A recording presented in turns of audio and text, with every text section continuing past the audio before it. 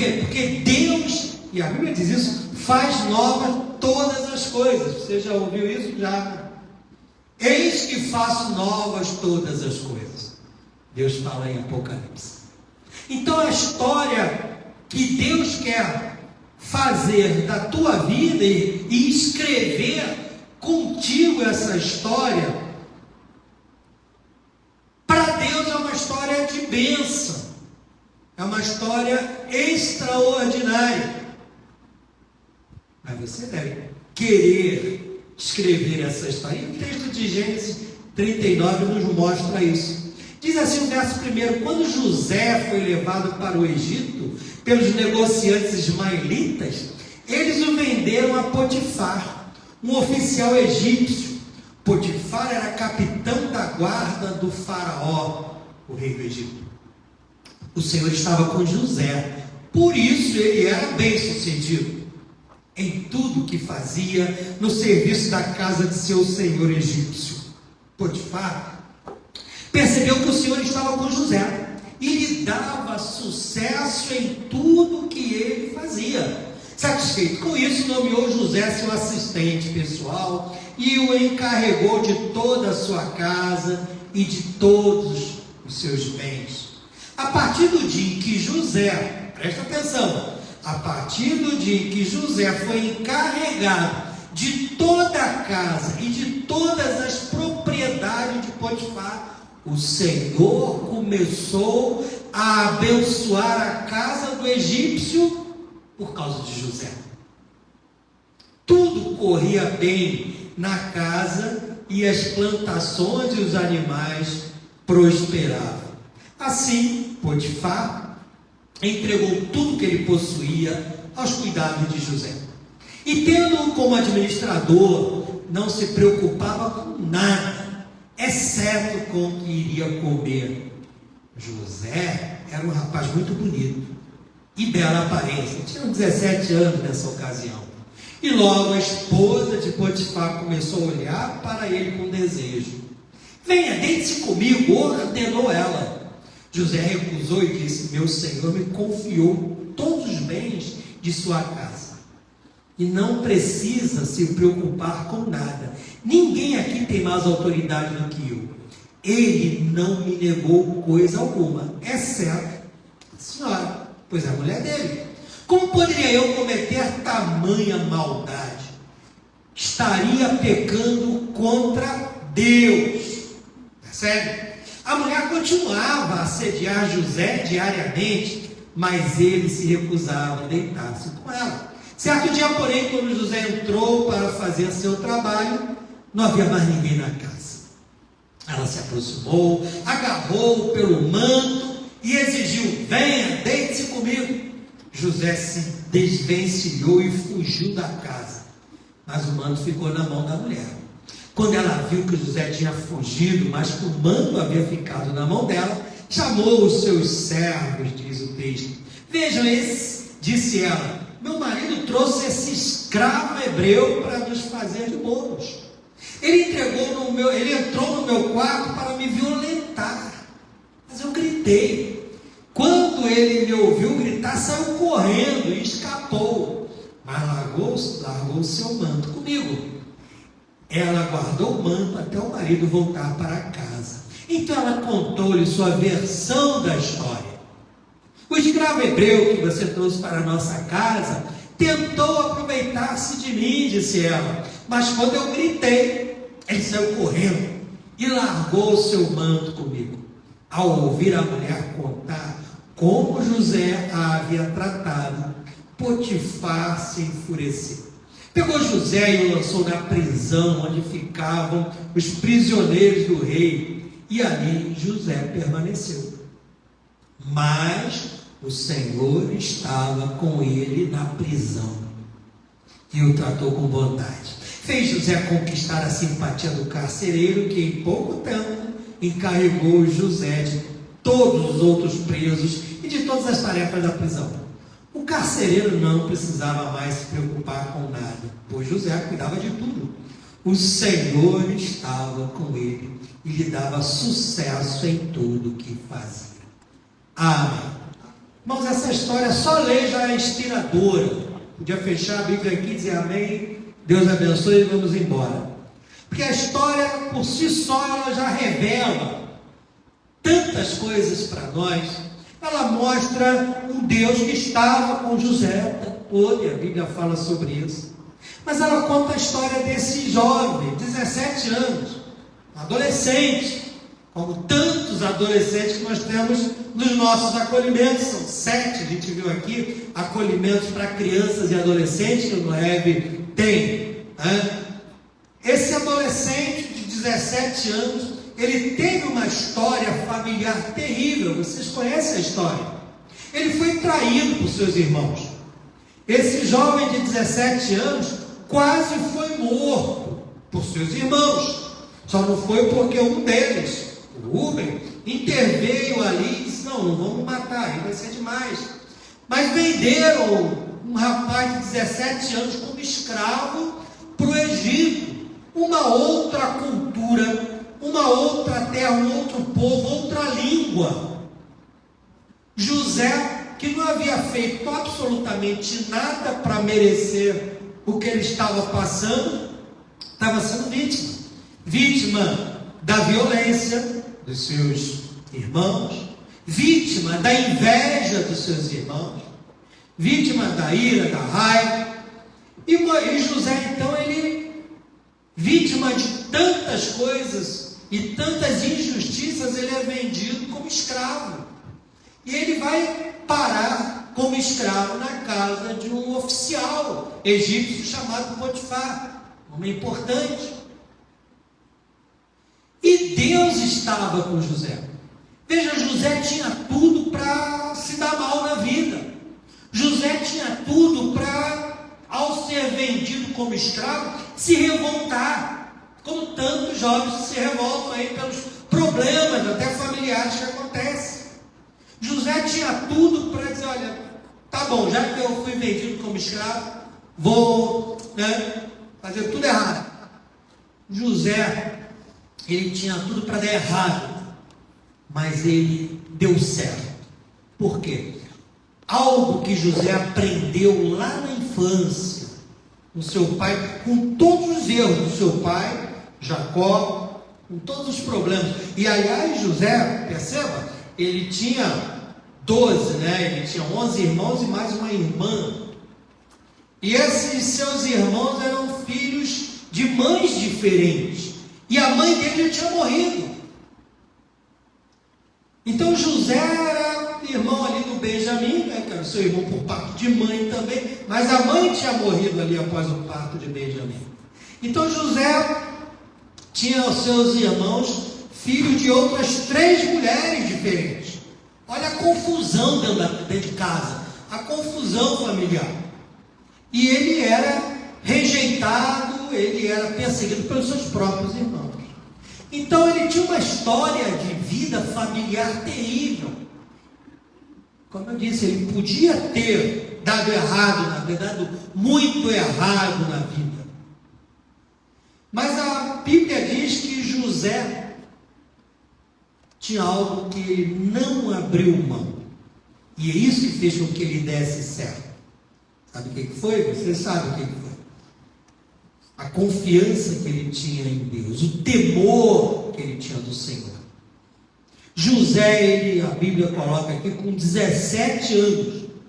Se 17 anos, ele já tinha tomado uma decisão: permanecer fiel a Deus.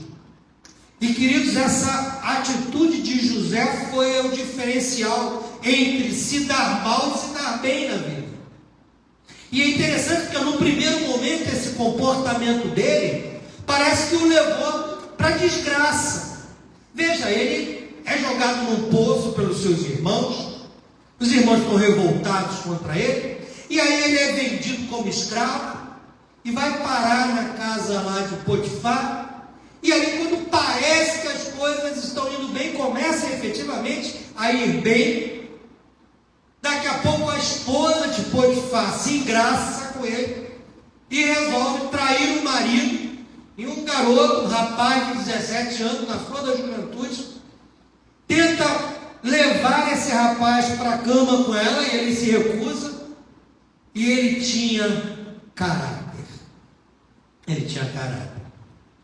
E esse rapaz, eu não vou fazer isso com Deus, não é com Potifar só, o seu patrão, o seu senhor. Ele dizia assim: eu não vou fazer isso contra Deus. Ele tinha uma visão clara do Deus que dava para ele a graça que ele precisava nos momentos de dificuldade. E aí José acaba indo parar na casa de Potifar. E quando as coisas começam a caminhar em Deus, até abençoar Potifar por causa dele, percebe? Aí o que acontece? Algo pior ainda do que tinha acontecido antes. Antes ele foi vendido, mas estava na casa de alguém que gostou dele. Ele não era um prisioneiro, era um servo ali, escravo, tudo bem, mas não estava acorrentado, não estava numa masmorra, estava até administrando os bens do Potifar.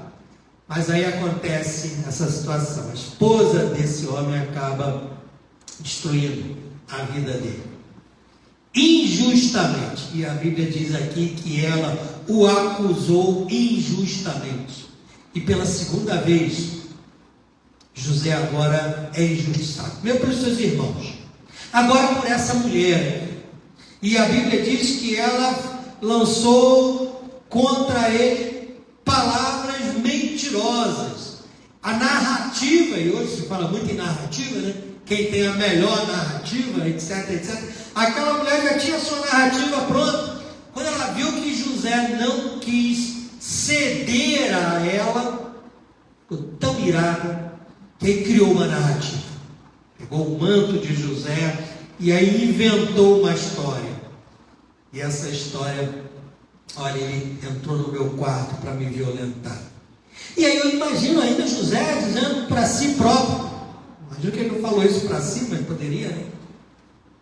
Que adianta servir e ser fiel a Deus? Cada vez que eu faço o que Deus quer que eu faça, eu me dou mal. Em cada circunstância que eu penso que vou fazer a coisa certa e Deus vai me abençoar, somente desgraça. Novamente, José tinha tudo para se dar mal, para largar de mão, e ele vai parar na prisão, e fica muitos anos na prisão. No texto, na leitura rápida, porque o texto é super resumido, dá a impressão que foi tudo muito rápido. Foi preso, daqui a pouco já interpretou um sonho. Não, ficou anos na prisão. E foi até injustiçado na própria prisão, porque alguns que saíram da prisão e ele fez uma revelação, então se esqueceram dele. E ele ficou esquecido na prisão. Queridos, agora, por que José tornou-se, todo mundo sabe, né? O governador lá no Egito, depois de tudo isso, ele se tornou a pessoa que ele se tornou, quase como um faraó, um semi-faraó. Por quê? Primeiro, porque José não se deixou definir pela injustiça. José não se deixou definir pela injustiça de seus irmãos, não se deixou definir pela injustiça da mulher de Potifar. José não se deixou definir pela injustiça da vida. Ele sabia que Deus estava com ele, então José não ficou se vitimizando, dizendo: eu sou fruto de um lar desestruturado.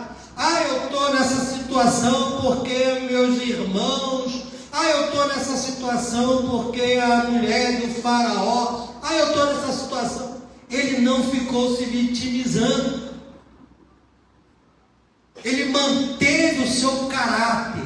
Ele manteve-se fiel a Deus. Então, primeira coisa importante, queridos. Primeira coisa importante. Jamais permita que a injustiça, por maior que você acha que tenha sofrido, ela defina o teu futuro.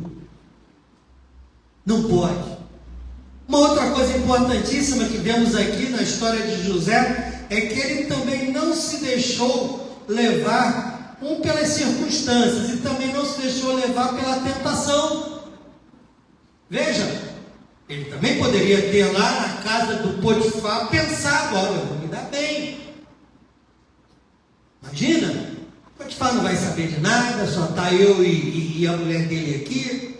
e eu vou ter as benesses, né? Não fica sabendo, e aí eu vou ter, além das belezas que eu tenho aqui, vou ter a mulher dele, vou ter outras coisas mais que ela vai me dar. Então, José poderia ter pensado, olha, vou me dar bem, se deixar levar pela tentação. Quantas vezes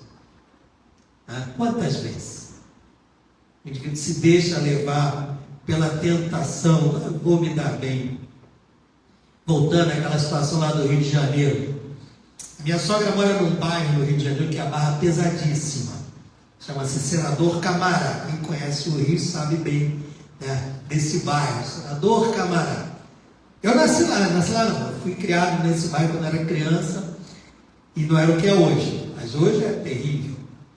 Vai lá, os caras literalmente, não é força de expressão, eles andam com arma na cintura, tá? Andam literalmente com arma na cintura e arma pesada.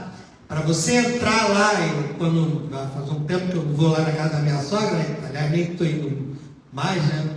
Mas quando você entra lá, a última vez que eu fui de carro, eu não me toquei onde eu estava.